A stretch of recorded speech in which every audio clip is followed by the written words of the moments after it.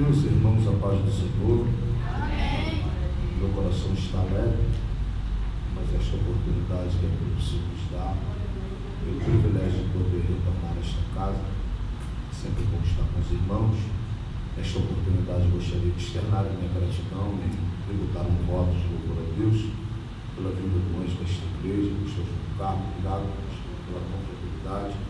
Uma vez mais, quero estender esse voto de louvor e gratidão também pela vida do meu amigo Pastor Moisés, uma vez pela sua vida, família, os obreiros aí pela bondade, Pastor João, nesta obra, você que saiu da tua casa e veio a este lugar porque entende que aqui ainda é o melhor lugar para se estar. Eu quero aqui transmitir um abraço do meu pastor presidente, pastor Marcelo Pérez Filessa, ali da Assembleia de Deus na cidade de Rio Bonito, onde oramos e militamos o Senhor naquela terra. Eu quero compartilhar uma palavra que Deus colocou no meu coração. Por gentileza, abra sua Bíblia comigo no livro do profeta Joel. O livro de Joel. Nós vamos ler alguns versículos, ainda dentro dos capítulos 1, 2 e 3 do livro de Joel. Livro de Joel. Chega ali Ezequiel, Daniel, Oséias, Joel. Fica mais fácil. Às vezes é um pouquinho difícil de achar, porque não é um livro muito lido, muito citado. Mas Deus tem uma palavra ao nosso coração esta noite. Deus vai continuar falando ao teu coração neste lugar. Livro do profeta Joel, capítulo 1. Você que achou pode dizer amém? Amém. Versículo de número 4. O que ficou da lagarta comeu o gafanhoto, e o que ficou do gafanhoto comeu a lagosta, e o que ficou da lagosta comeu o pulgão. Versículo de número 10. O campo está assolado, a terra triste, porque o trigo está destruído, o mosto se secou e o óleo falta. Capítulo de número 2, versículo 13. Rasgai o vosso coração e não as vossas vestes, convertei-vos ao Senhor vosso Deus, porque Ele é misericordioso, compassivo e tardio em irar-se, e grande em benevolência, e se arrepende do mal. Versículo de número 18 e 19. Então o Senhor terá zelo da sua terra e se compadecerá do seu povo. E o Senhor responderá e dirá ao seu povo: eis que vos envio o trigo e o mosto e o óleo, e deles sereis fartos, e vós não entregarei mais ao opróbrio entre as nações. Versículo de número 10, para a gente fechar. Capítulo 3, versículo 10. Forjai espada das vossas enxadas e lança das vossas foices. Diga o fraco: eu sou. Podeis tomar assento e preste alguns minutos da sua atenção. Meus irmãos, o texto que nós acabamos de ler, inserido no livro do profeta Joel. Joel está na cadeia dos profetas menores da Bíblia Sagrada.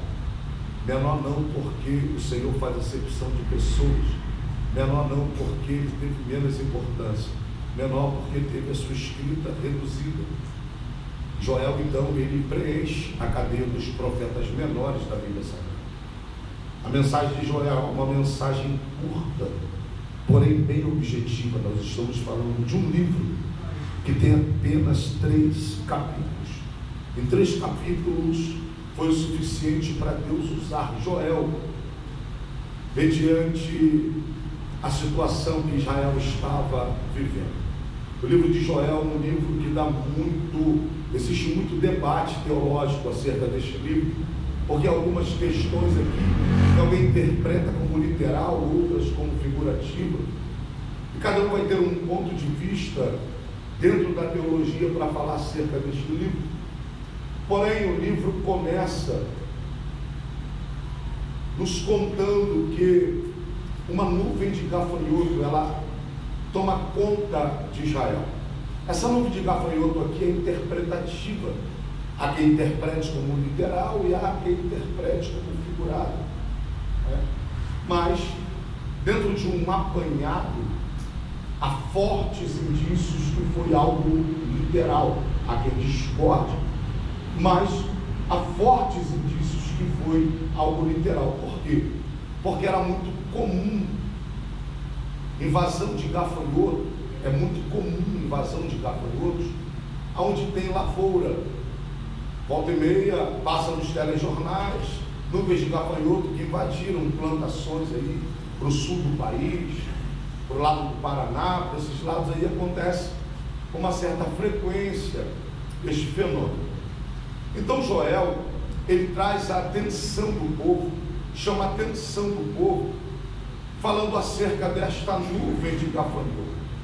E essa nuvem de gafanhoto, pela escrita de Joel, nós vamos perceber aqui que existe pelo menos 3 ou 4 estágios desses gafanhotos. Aqui vai falar do gafanhoto, vai falar da lacusta, vai falar do pulgão. Então cada nome desse é referente a um período de tempo de maturidade deste gafanhoto. A gente está falando aqui de gafanhoto no início da vida, de gafanhoto, entre aspas, na sua adolescência, e de gafanhoto na sua maioridade. O interessante é que cada um desses estágios que o gafanhoto passa, ele tem uma parte da lavoura que ele devora. O gafanhoto muito novo, ele não consegue se alimentar da mesma forma que um gafanhoto no seu estágio adulto consegue. Então, o texto nos faz entender, segundo a escrita de Joel, que quando essa nuvem passa, o que um come deixa, o outro que vem atrás come, esse outro que vem atrás come e deixa, o outro que vem atrás vai arrematando tudo. No final, não sobra nada. Então, cada estágio desse, do gafanhoto, eles se alimentam de uma parte da lavoura. Em um estágio, eles comem as folhas, que é o primeiro estágio, que ele vem como uma lagarta. Eu não sei se você já viu uma planta que foi atacada por uma lagarta. A gente percebe que as folhas são todas furadas. Por quê? Porque ali é a parte mais frágil, mais fina, mais macia. Então nesse estágio ele não tem condições de comer algo mais rígido. Só que o que esse tipo de gafanhoto deixa, o que vem atrás arrebata. Ou seja, para a gente ganhar tempo, quando a nuvem passa, não sobra nada. E aí vem o problema, porque Israel é um povo agrícola. Se eles quisessem comer, eles precisavam plantar ou comprar de quem planta. Porém, alguém só pode vender aquilo que tem. Quando a nuvem passa e destrói as lavouras, dentro da cadeia alimentar de Israel, há 3 alimentos que são indispensáveis, que são a base para a alimentação de Israel. E que 3 plantas são essas? O trigo, a videira e a oliveira. A oliveira, a videira e o trigo são bases para a alimentação. Então a gente percebe que existem muitos outros alimentos, mas o texto destaca, trazendo uma ênfase, o trigo, para o mosto e para o óleo. Então o texto está falando que essas 3 bases foram atacadas. Então o que Joel está dizendo? Que chegará um tempo que não haverá trigo. Chegará um tempo que não haverá mosto, vinho. Chegará um tempo que não haverá óleo. Por quê? Porque o gafanhoto devastou. E quando ele devasta, não sobra nada. E quem plantou plantou para colher. Ninguém planta por plantar. Quem planta tem o desejo de colher. E uma plantação, ela requer muito esforço. A atual conjuntura, as pessoas de menos idade talvez não tenham noção disso. O que é plantar uma semente, depender que aquela semente germine, cresça e dê fruto para você botar o alimento na mesa. Hoje é tudo muito fácil. É a época do fast food. Você liga e daqui a pouco o alimento está na porta da tua casa. Você vai ali no Guanabara, você tem tudo. A gente ainda tem alguns membros da igreja lá que pouquíssimas vezes vai ao mercado e dá conta daquilo que planta. Então o nosso pastor Marcelino, que mora no alto da serra, ainda vem para a igreja de burro. Só Rio Bonito para ter isso mesmo. Vem de burro para a igreja, você acredita nisso? Terno, gravata montado em cima do burro. Não mexe com o burro dele não, que ele fica bravo. Planta, vende banana, faz paçoca de banana e por aí vai. Então depende. Quem planta tem o prazer de ver o que plantou crescer. Ninguém planta para ver morrer. A gente planta para ver crescer, para ver dar fruto. E de repente uma nuvem vem e consome todo aquele trabalho, todo aquele suor. E o pior é que o que está guardado no celeiro não vai suportar muito tempo.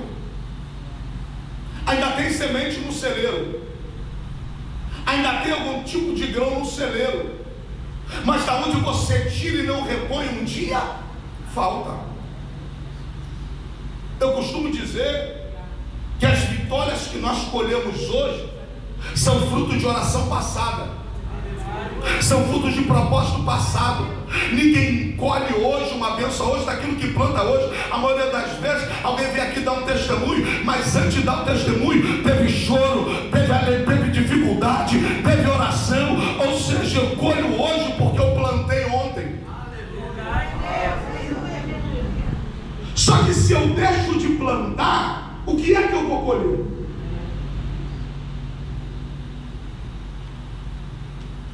E essa nuvem veio e devastou tudo. Ou seja, ela arrasou a base alimentar de Israel. E o pior, existe um exército vindo do norte para guerrear contra Israel. E o exército que vem do norte, eles sabem que uma nuvem de gafanhoto devastou as plantações de Israel. Então o adversário percebeu que aquilo que era fácil aos olhos humanos se tornou mais fácil ainda. Por quê? Porque Israel nesse tempo não tem espada na mão, não tem escudo na mão, não sabe lutar. E além disso, não tem alimento. E quem é que vai vencer uma batalha fraca? Quem é que vai ser vitorioso fraco? Quem é que consegue guerrear sem se alimentar? Quem é que consegue trabalhar o dia a dia sem se alimentar? Então os sacerdotes começam a ficar preocupados. E o adversário entende dentro do seu coração: vai ser fácil. A gente vai entrar, além deles não terem armas, eles não têm uma fonte de alimentação. Está fraco. Os sacerdotes se preocupam. E Deus permitiu a nuvem chegar para mostrar para o povo que o povo não precisa depender dele próprio, mas do próprio Deus. Quando Deus percebe que eu estou deixando ele de lado, que eu estou muito autossuficiente, a mão dele começa a pesar, o negócio começa a estreitar. Por quê? Porque Deus requer um posicionamento. E às vezes a gente bota até a culpa no diabo. E tem coisa que não é o diabo. Tem coisa que é Deus ajustando. Tem coisa que é Deus apertando. Tem porta que é Deus que está fechando. Calamanchúria, calamaraga.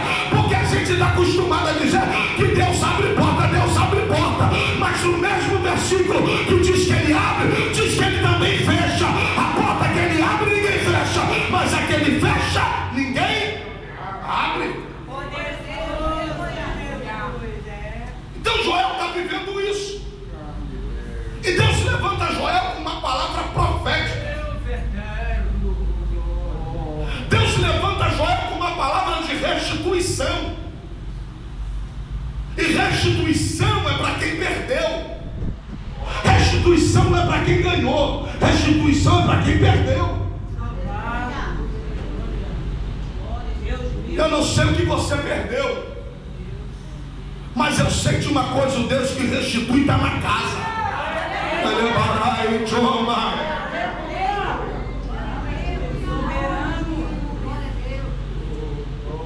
E Joel vem como um alarido. Joel vem com uma palavra profética. Porque o povo se afasta de Deus. O povo se distancia de Deus. E às vezes o nosso dia a dia, a nossa correria, nos distanciam de Deus. Escute o que eu vou te falar e não me interprete mal. Mas nem sempre estar na obra significa estar com Deus da obra. Tem gente que tem tempo para a obra, mas não tem tempo com Deus da obra.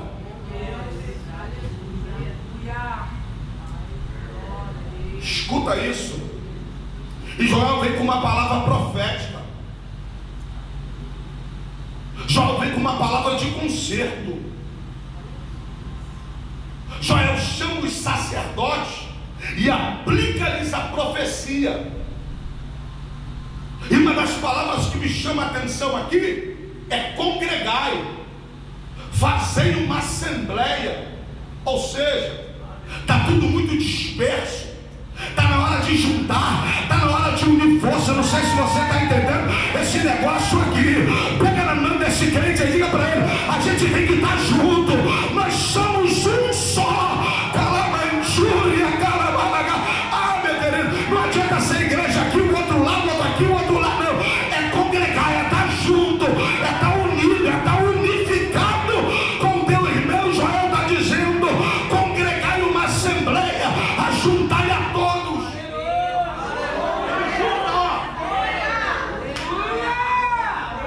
Joel está dizendo: junta, porque papai quer falar.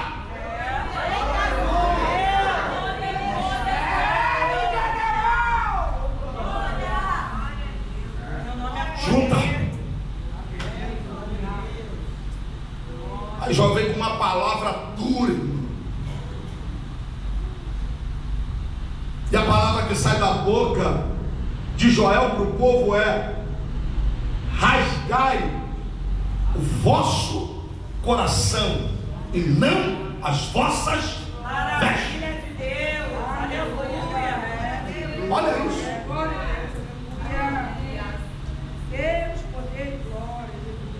O que é rasgar a veste?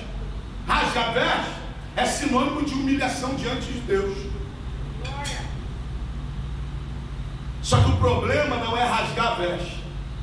O problema é se há propósito no rasgar a veste.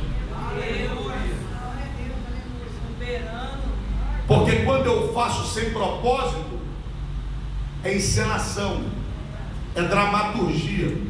E Deus não está procurando ator, Deus está procurando adorador. É isso aqui que Deus está falando na boca de Joel: rasgai os vossos corações e não as vossas vestes. O Senhor está dizendo: chega de maquiagem, chega de dramaturgia.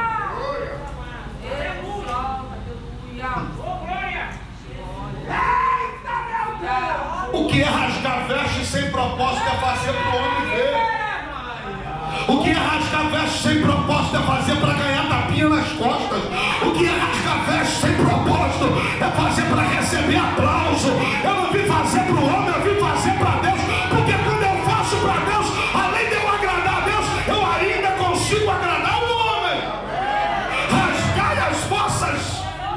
vossos corações e não as vossas vestes. Jesus está dizendo, não é de fora para dentro, é de dentro para fora, de dentro para fora, de dentro para fora. Você está comigo nessa palavra? Então levante a tua mão e dê um brado de glória a Deus.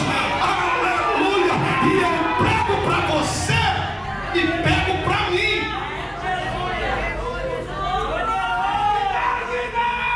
Eu não vim aqui brincar, sair de casa 10 para as 4 da tarde para chegar aqui 7h30.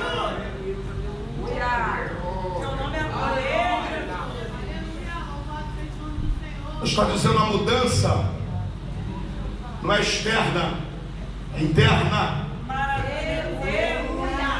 Rasgai os vossos corações e não as vossas vestes. Tem gente que vive um evangelho de face, irmão, de aparência. Eu não tenho condição de perceber isso, mas Deus consegue perceber.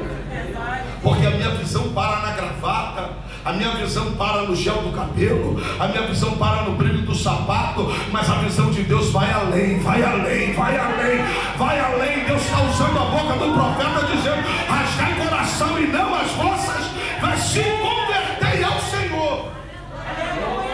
Porque Ele é benigno, porque Ele é bom. Então o povo recebe esta palavra.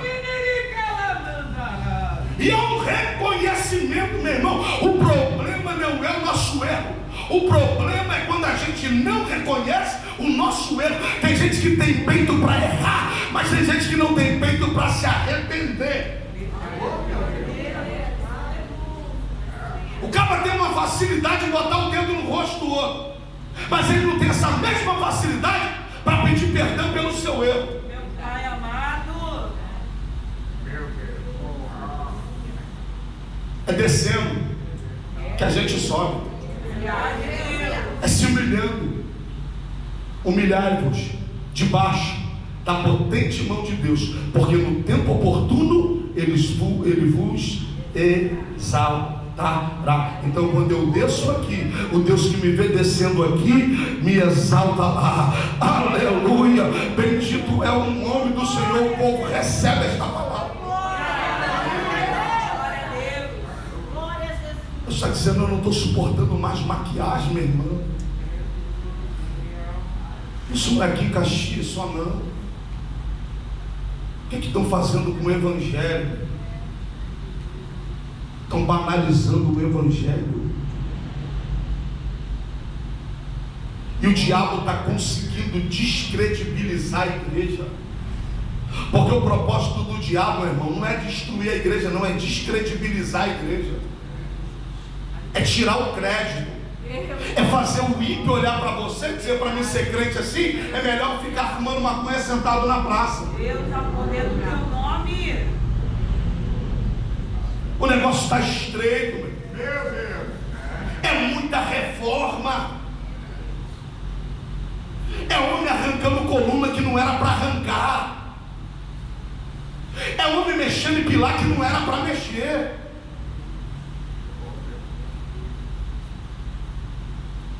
Tem muita coisa que passou por reforma, mas a minha Bíblia diz que a porta não passou por reforma. A porta ainda é estreita.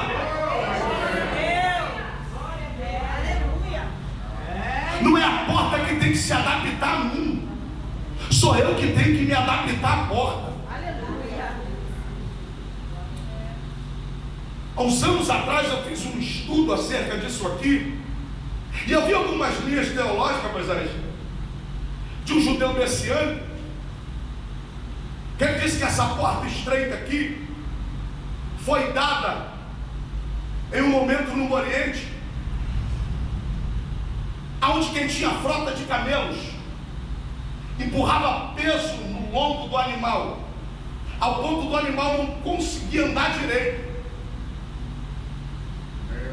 O ser humano não é assim.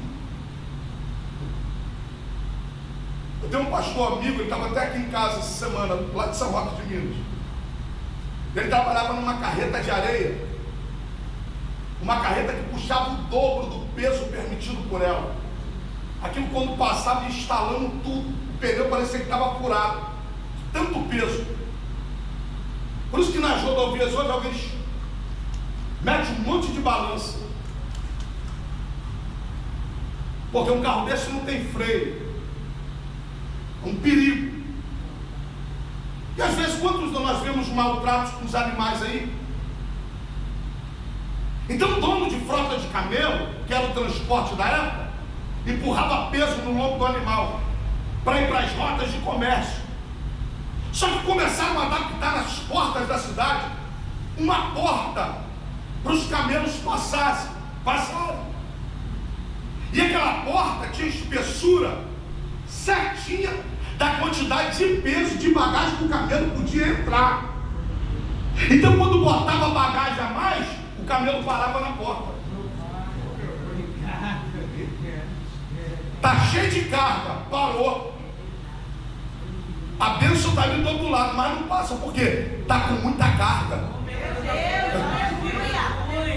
E tinha um vigia lá para dizer: na porta ninguém mexe. Se não dá para mexer na porta, eu tenho que mexer onde? Na bagagem do camelo. Aleluia. Não, tu não entendeu isso aqui. Aleluia. É muita carga, meu irmão, para entrar pela porta. Deus está dizendo: tem que aliviar a carga. Tem que aliviar a carga. Vai deixando essas bagagens aí que está trazendo mal para a tua vida. É aliviar a carga. É tirar a bagagem para poder passar. Glória a Deus, aleluia. O problema é que céu todo mundo quer. Agora largar bagagem ninguém quer. O cara quer céu, mas não quer largar cachaça. O cara quer céu, não quer largar amante. O cara quer céu, não quer largar prostituição. Aí é melhor mexer na porta, né? Só que na porta ninguém mexe. Olha para esse crente e diga para ele: na porta ninguém toca. Aleluia. A porta ainda é estreita. Calamanchúria, calabaranga. Aleluia. E o que está faltando é o que? Renúncia. Renúncia básica do evangelho. O maior exemplo de renúncia foi de Cristo. Ele renunciou. Os anjos cantando santo, santo, santo, para escutar alguém dizendo aqui embaixo: crucifica, crucifica, crucifica. Aleluia. Ele deixou um trono de glória para nascer uma manjedoura junto com animais. Sabe o que é isso? É renúncia. E sabe qual é o significado da palavra renúncia? É abrir mão do meu bel prazer por amor de outro. Isso é renúncia.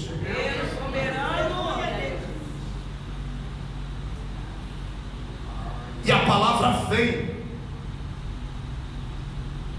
rajai o vosso coração e não as vossas vestes. Convertei-vos ao Senhor. O que Joel está cobrando? Um posicionamento. É Deus dizendo na boca do profeta: tem que estar no eixo, tem que estar na posição, tem que estar dentro do centro do querer da vontade de Deus. Deus está cobrando um posicionamento e o povo entende isso. E quando o povo entende isso, o povo aplica uma mudança. Aí o texto que ora nós lemos nos faz entender. Versículo de número 16, 18. Então o Senhor terá zelo da sua terra e se compadecerá do seu povo, e o Senhor responderá e dirá ao seu povo. Agora, tem resposta sem pergunta? Sabe o que é isso? É alguém que se posicionou dizendo: Senhor, eu quero mudança. Senhor, eu não quero viver mais da forma que eu vivia. E às vezes a gente vai empurrando com a barriga, e a gente vai ficando fraco, vai ficando fraco, vai ficando fraco. Por quê? Porque o gafanhoto já comeu o trigo.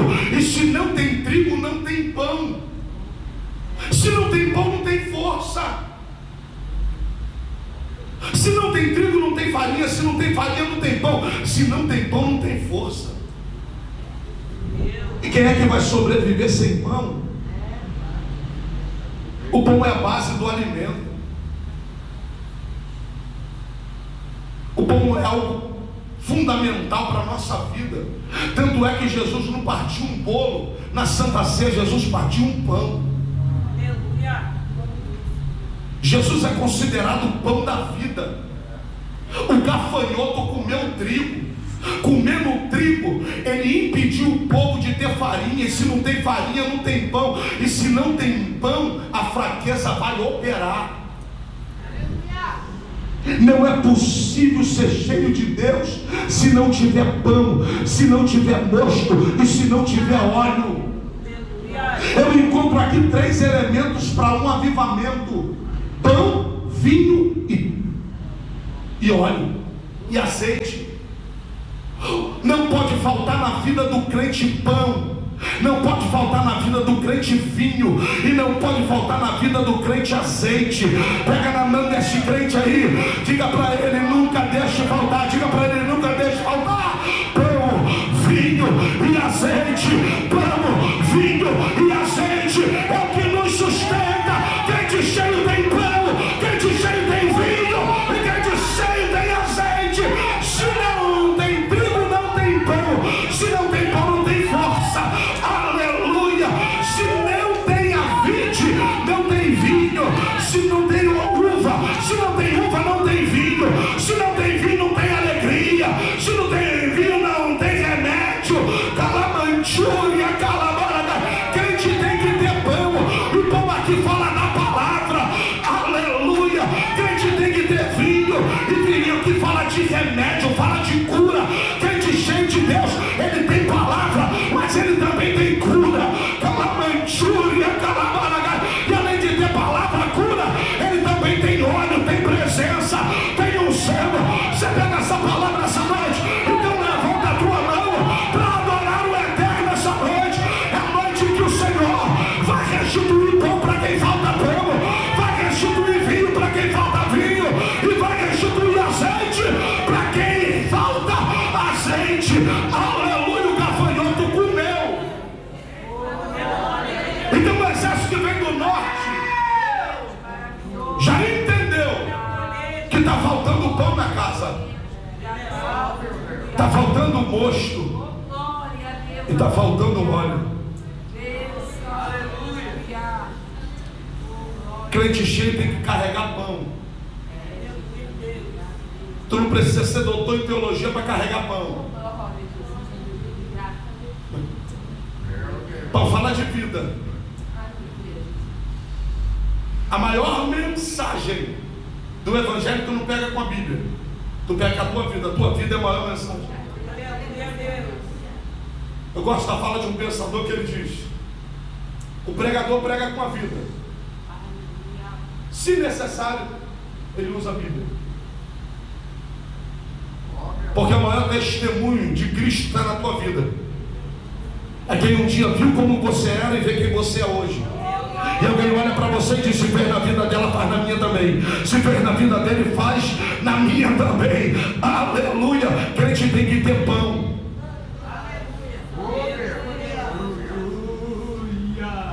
Se faltou pão, faltou tudo. Crente tem que ter a palavra com ele. Porque tem gente que necessita de pão, e é você que tem o pão está contigo. Aleluia. Bendito é o nome do Senhor. Então o gafanhoto comeu o trigo, comeu a vinha e comeu os olivais. Então o exército do norte sabe que está faltando na casa pão, que está faltando vinho, que está faltando óleo. Quando falta vinho na vida do crente, falta alegria. Tem gente que acha que cara feio é sinônimo de santidade, está enganado. Crente cheio de Deus é feliz. Crente cheio de Deus tem alegria. Ainda que a boleta do carro esteja casada, ainda que a porta esteja fechada, só que você tem uma alegria que ninguém pode tirar de você. Ele te chama alegria da salvação, da salvação, da salvação. Aleluia. Porque eu me fortaleço nessa alegria. A Bíblia diz que a alegria do Senhor é a nossa força.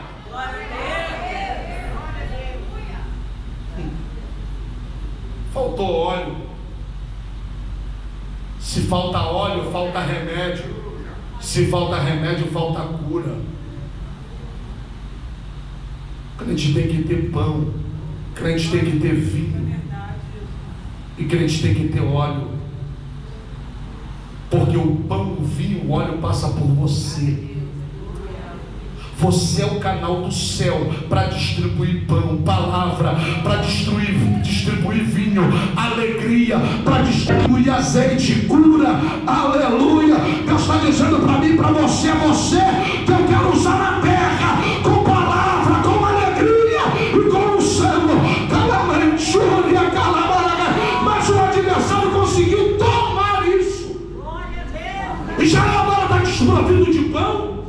Israel está desprovido de mosto. Israel está desprovido de azeite. Por quê? O que é que me leva a perder pão? Falta de posicionamento.